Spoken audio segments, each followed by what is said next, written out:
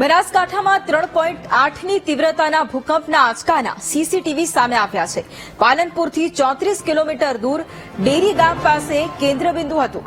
બનાસકાંઠા સહિત રાજસ્થાનમાં ભૂકંપનો આંચકો અનુભવાયો હતો. સાંજના સમયે 3.8ની તીવ્રતાનો ભૂકંપનો આંચકો છે તે આવ્યો હતો અને તેના સીસીટીવી હવે સામે આવ્યા છે. જ્યારે ધરતી ધ્રુજી તેના સીસીટીવી ફૂટેજ સામે આવ્યા છે. બનાસકાંઠામાં 3.8ની તીવ્રતાના ભૂકંપના આંચકાના સીસીટીવી ફૂટેજ અત્યારે સામે આવ્યા છે. પાલનપુરથી 34 કિલોમીટર દૂર ડેરી ગામ પાસે કેન્દ્રબિંદુ નોંધાયું હતું. સંવાદદાતા રોહિત ફોન લાઈન પર છે. રોહિત, બનાસકાંઠામાં ધરા ધ્રુજી હતી અને જે ભૂકંપના આંચકા અનુભવાયા હતા તેના સીસીટીવી ફૂટેજ પણ સામે આવ્યા હતા. શું વધુ માહિતી?